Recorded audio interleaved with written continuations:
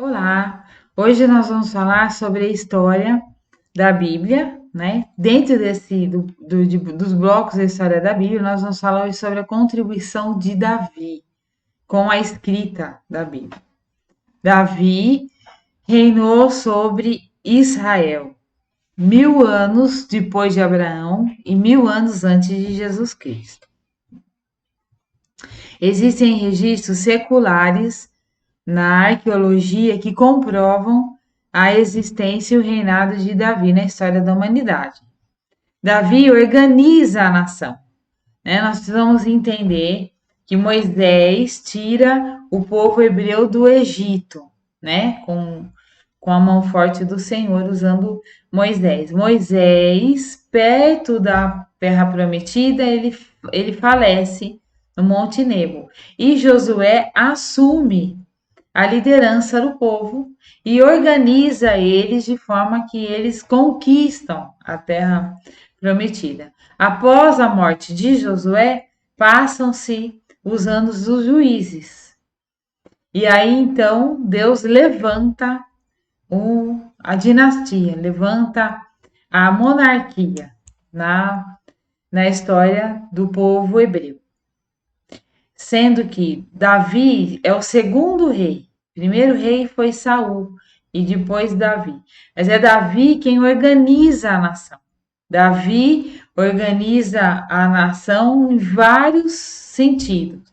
Ele determina os limites, é ele quem determina, é ele quem conquista e deixa determinados os limites da nação de Israel. Ele quem chega onde Deus disse para Abraão que ia chegar, no norte, no sul, no leste e oeste. Ele determina a fronteira, determina a área geográfica da nação de Israel. Ele organiza a nação em termos religioso. É ele quem organiza o culto. Ele, até os dias de Davi, a arca se encontrava no tabernáculo. É ele quem busca a arca, traz para Jerusalém, define Jerusalém como capital de Israel. Ele constrói o palácio, ele traz a arca para perto de si, tem o desejo do seu coração de construir um templo em honra ao Senhor. Mas Deus diz para ele que Salomão, o seu filho que subiria ao trono após ele, é quem construiria o templo. Mas ele então organiza a vida religiosa, os cultos, ele organiza todo o trabalho religioso, traz para a nação o culto de uma forma bem lúdica, uma forma que escreve cânticos, escreve livros de sabedoria. Ele traz essa alegria em servir ao Senhor, o que faz com que a nação se torne uma nação poderosa. Afinal de contas, era Deus quem fazia prosperar os seus caminhos. Ele fortalece também em termos militares. A vida militar já era organizada desde Josué, mas Davi fortalece o exército hebreu. E também é Davi quem começa os registros que nós temos, inclusive da vida de Saul, da história de Saul, começa a ser registrado de forma real, né, dentro de uma monarquia, não com Saul, que foi o primeiro rei, mas sim com Davi. Ok? É interessante notar que algumas decisões que tomamos com a inspiração do Espírito Santo vão além do que nós podemos imaginar. Davi era um rei visionário, um rei de visão, um rei que chegava lá na frente, amava Deus, amava o seu povo e queria preservar a história de Israel. Queria registrar e preservar os atos do Senhor em Israel. Isso que ele tinha no coração. O que talvez Davi não sabia é que essa escrita, essas histórias que ele organizou e escreveu e levantou pessoas, nós vamos ver isso, para que essas histórias fossem escritas, ela chega até nós, né? Entra para o cânon e chega até nós. Porque foram textos inspirados por Deus, porque Davi era um ser humano inspirado pelo Espírito Santo. Então, na antiguidade, existiam funções específicas que eram muito importantes, que cercavam os reis. Davi tinha, então, cronistas e escribas trabalhando a seu favor, que trabalhavam pelo reino e registravam fatos importantíssimos da história de Israel. Esses fatos preservados se tornaram registros importantes, né? Como eu falei, como eu já disse aqui, né? Entram para o cânon e trazem para nós informações impressionantes, tanto do agir de Deus como decisões que foram tomadas, e incluem erros também, porque ele era um ser humano, e nos inspira hoje. Esses registros foram preservados, né, até o dia de hoje. Os cronistas eram os oficiais que eram responsáveis em registrar todos os fatos da família real e do reino, visando o rei, seus filhos e a sua família.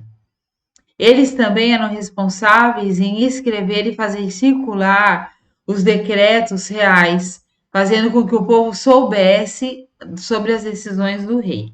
Então, quando o rei decidiu alguma coisa, eles escreviam os decretos e eles organizavam a circulação desses decretos por todo o reino, a fim de que as pessoas soubessem a decisão real. Os escribas, por sua vez, no caso da nação de Israel, porque todas as nações possuíam o cronista, que era esse homem separado para escrever sobre os fatos da família real, e existiam os escribas que eram sacerdotes separados para funções religiosas. Embora as outras nações não servissem a Deus, o Deus de Israel, eles tinham a religiosidade, lembrando que nós estamos falando de uma era teocêntrica, onde as nações elas não separavam a fé do Estado, né? Essa separação aconteceu só na era medieval. Na era da antiguidade, cada rei ele representava uma divindade e havia toda uma organização por trás dessa representação. Sacerdotes, haviam os cultos, haviam os templos e os escribas, que eram os homens separados dentro do sacerdócio de cada nação, que escrevia a respeito da fé. Então, no caso de Israel, esses homens eram da tribo de Levi, dos sacerdotes. Dentro da tribo dos sacerdotes a tribo sacerdotal ela era organizada em grupos. Cada grupo tinha uma função. Um desses grupos eram os escribas. E os escribas tinham a função de copiar e preservar as escritas sagradas. Eles também cuidavam para que essas escritas fossem ensinadas, e eles eram quem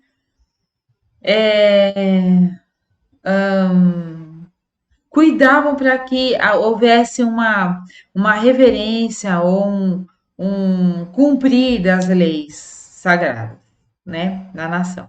Além disso, eles também cuidavam da correspondência do rei e redigiam documentos oficiais por todo o reino. Então, todos os documentos que um hebreu precisasse, um israelita precisasse, eles eram redigidos pelos escribas, né? Documentos reais e documentos civis, ok? Então, o que aconteceu? Esses escritos, esses fatos narrados, tanto da família real, quanto dos cultos, a organização do culto dentro do tabernáculo. Então, toda essa organização do culto, a, a organização dos louvores, a organização é, a, do que acontecia, das ofertas, todas essas coisas eram registradas pelos escribas. Toda a vida, né, religiosa da nação, todas as histórias envolvendo a fé, todas as vezes que Deus falou alguma coisa, além dos escritos que já haviam, Pentateuco, as leis que foram entregues para Moisés, que eles copiavam e não deixavam se perder, copiavam com integridade, com muito cuidado, né? Além disso, eles relatavam toda a organização, né? As escalas, as famílias que ficaram escaladas para o louvor, né? Davi, ele consegue trazer uma vida de culto para a nação.